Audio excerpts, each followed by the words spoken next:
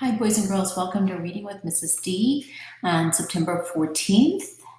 Our read aloud is going to be from Cinderella, and there's a reason for that. I'm going to click on that right now.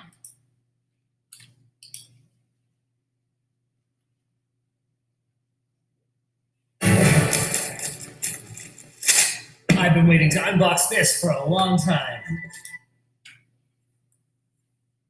Walt Disney's Cinderella, a read-aloud story adapted by Della Cohen.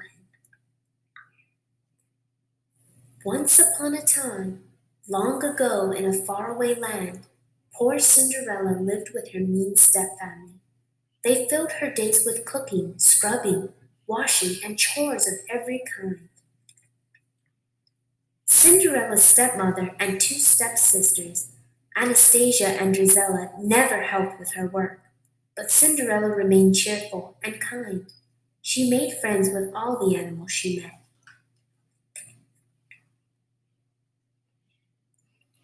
Cinderella even made clothes for the mice who shared her small attic room. One day, Jock, her favorite mouse, was upset. "What's all the fuss about?" Cinderella asked.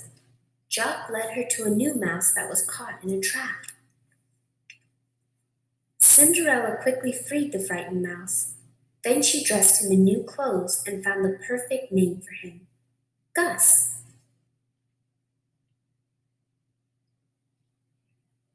When it was time for Cinderella to feed the chickens, the mice headed for the barnyard.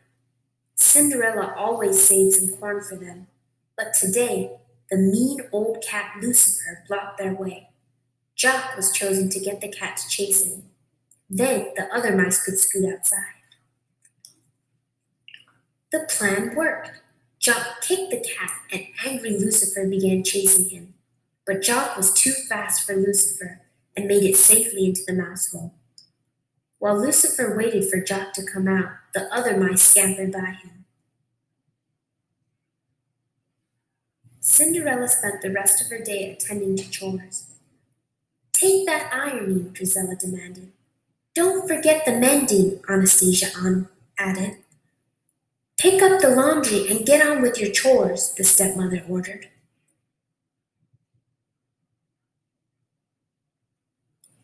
Meanwhile, at the royal palace, the king complained to the Grand Duke. "It's high time my son got married," he sobbed. "I want grandchildren." The king decided to hold a ball. "If all the eligible maidens come," said the king, "the prince is bound to find his bride among them."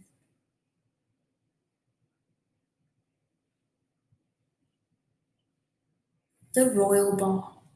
Later that day, Cinderella heard a knock on the door. "Open in the name of the king," said the royal messenger. He handed Cinderella an invitation. When her stepmother read the invitation aloud, Drizella and Anastasia became excited. Each imagined the prince falling in love with her. Cinderella was also excited. "Why, that means I can go too," she said. The stepsisters laughed. "Every eligible maiden is supposed to attend," answered Cinderella. Surprisingly, her stepmother agreed. "I don't see why you can't go, if you get all your work done, and if you can find something suitable to wear." Cinderella raced to her room and found a dress that had belonged to her mother. With a little stitching, she could make it pretty. As Cinderella worked on the dress, her stepmother and stepsisters called for her and gave her many chores. "Get them done quickly," said her stepmother. When Cinderella had put the dress aside, her animal friends began to work on it. They gathered beads and a sash that the stepsisters had thrown away. Soon they had created a beautiful gown. Cinderella finally finished her chores and went to her room. Then she realized it was too late to get ready for the ball. She was so sad. Suddenly, the mice yelled, "Surprise!" They showed Cinderella the beautiful gown. "Oh, thank you so much," she cried.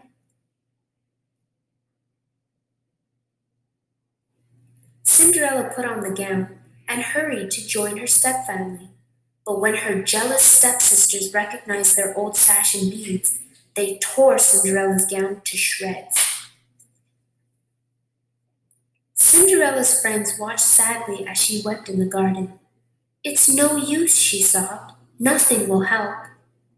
At that moment, bright sparkling lights began floating and swirling around Cinderella. Poof! Cinderella's fairy godmother appeared. "Dry those tears," she told Cinderella. "You can't go to the ball looking like that." "But I'm not going," said Cinderella. "Of course you are," replied the fairy godmother. She waved her magic wand over a pumpkin, and a regal coach appeared. "Oh, it's beautiful," said Cinderella. The fairy godmother waved her wand again. Jock and Gus and two other mice turned into four beautiful white horses. Then she changed Major, the horse, into a coach driver, and Bruno, the dog, into the footman. Next, the fairy godmother turned Cinderella's torn dress into a beautiful gown. In a flash, there were also tiny glass slippers for her feet. On the stroke of midnight, the spell will be broken, the fairy godmother warned. Everything will be as before. The glass slipper. The ball was just beginning when Cinderella arrived.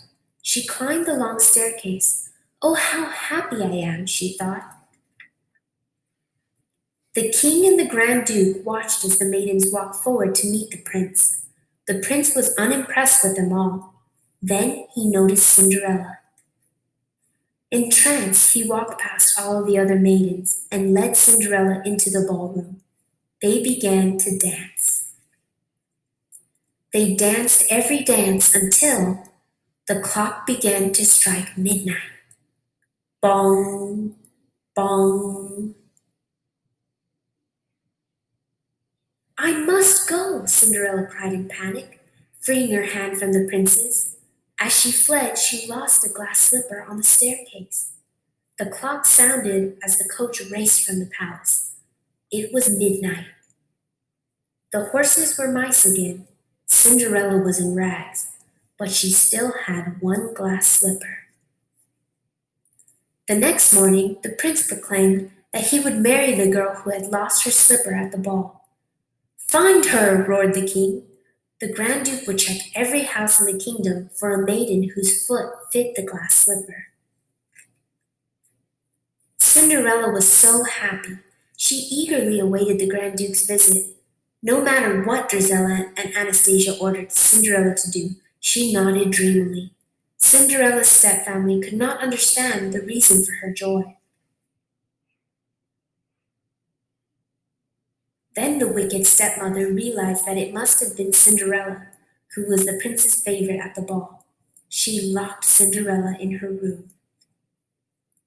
"Let me out!" cried Cinderella, but her stepmother put the key in her pocket, laughing her meanest laugh. Then Cinderella heard a knock on the front door. The Grand Duke had arrived. Meanwhile, Jock and Gus had seen what the stepmother did. They took the key out of her pocket and slipped it under Cinderella's door. Downstairs, the Grand Duke watched his footman try to squeeze Anastasia's big foot into the slipper. Of course, the slipper did not fit Drizella either. As she hurried down the steps, Cinderella heard the Grand Duke ask, "Are there any other maidens in the house?" "Please wait," called Cinderella. "May I try on the slipper?" The angry stepmother tripped the footman as he approached Cinderella. The glass slipper shattered. "Oh no," moaned the Grand Duke. "But you see," said Cinderella, reaching into her pocket, "I have the other slipper." Quickly, the Grand Duke put the slipper on Cinderella's foot. It fit perfectly. Cinderella was the prince's love. Cinderella married the prince and lived happily ever after, and so did Jock, Gus, and all of Cinderella's animal friends. Okay, so that's our read aloud for today. And what we are working on right now is characteristics of traditional literature. We're going to focus in on fairy tales. It's all fiction, as you can tell. And today, your objective is to recognize specific characteristics of fairy tales from the traditional literature fiction genre. So, our vocabulary is fiction, nonfiction, genre, traditional literature, and fairy tales. We've learned that there are two big categories of books, fiction and nonfiction. Today, we're focusing in on fiction and we'll explore a form of fiction from traditional literature called fairy tales. I can recognize specific elements or characteristics of fairy tales which are part of the fiction genre traditional literature. So let's just double check that we have what a fiction genre is about. It's to entertain, that's the purpose. And when you read it as a reader, it's to be enjoyed. Fiction books are not real.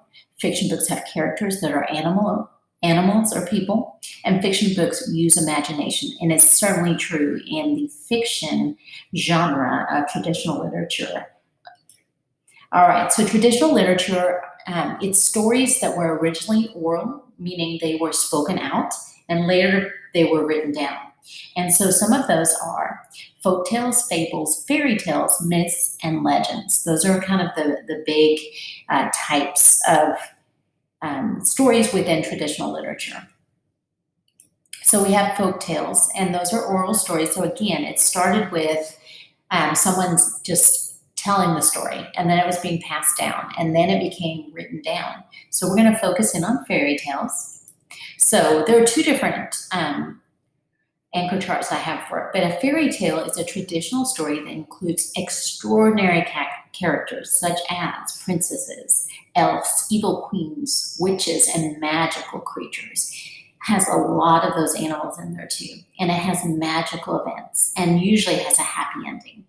And the fairy tales, we all think of it as once upon a time, and then they lived happily ever after. But basically, the type of folktale that has princes, kings, princesses, queens, talking animals, and magical characters. Those are the kind of characters that we see in folktales, or fairy tales, excuse me. The setting is usually in castles or kingdoms, and it's once upon a time is the usual, it's kind of like the hook that gets you set to read the book. And then in the story, the events are magical events, and there's always that good guys versus the bad guys. In this case, in Cinderella, it was definitely the wicked stepsisters and the wicked stepmother against Cinderella and Jacques and Gus. And all the good animals, and then the prince as well. So they were kind of the good guys against the bad guys. And the lessons learned, usually there's a lesson, and it's either like never give up or follow your dreams, or dreams really do come true. And in this one for Cinderella, it was definitely dreams really do come true. So the fractured fairy tales, I don't think we'll be focusing much on that, but it's written to be funny by changing a fairy tale in an unexpected way.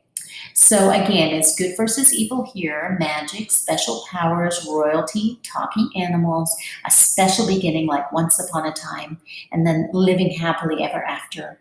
And then things come in threes or sevens. So as we're looking at that, they're talking about Goldilocks and the three bears here.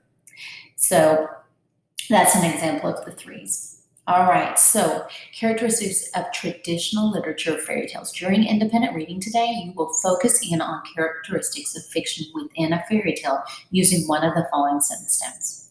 I can prove this book is a fairy tale book because it has blank, blank, and blank. And if you look back up here, you should be able to say, oh, it has princesses for characters, and it's in a castle or in a kingdom, or it starts with once upon a time, or maybe it has a lesson that says dreams really do come true. And then the other one you can choose from is a characteristic I observed on page blank of my book that makes this book a fairy tale book is. So say maybe it's page 21 of my book that makes this book a fairy tale is there was a happily ever after, or there were magical animals, or in the case of Goldilocks and the Three Bears, there were three bears. And we know that a lot of threes and sevens are used in fairy tales. So you're going to choose one characteristic. Why do we do this? We do this because we always want to remember that good readers can prove their answers by citing evidence. It's good practice. And I always want you to have those complete sentences. So remember, we start with a capital, we end with a period, and we have those commas in between. So I will start my capitals, or any capital for that matter, in green. And then I have my commas in orange, and then the period in red. So that's what we're going to be doing today during our lesson or our independent reading. All right, so in your independent reading time, make sure you have a Just Right book or log on to Get Epic and find one. In this case, it's going to be a fairy tale. Have a pencil and paper nearby to write down the questions or thoughts. In this case, it will be your evidence that this is a fairy tale, just like we talked about a second ago. Mute your microphone, keep on your camera. If you need to go to the restroom or get water, just go quickly and come back. And then you can unmute yourself to ask a question. All right, so the link. It's important to remember as readers that there are certain characteristics of traditional literature and fairy tales. Within the traditional literature set, fairy tales have a very specific set of characteristics, whether it be the magical animals, whether it be things in threes or sevens, whether it be kingdoms and castles.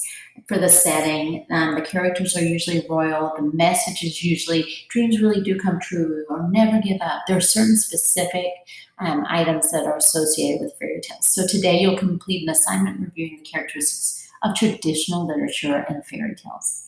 And that is it.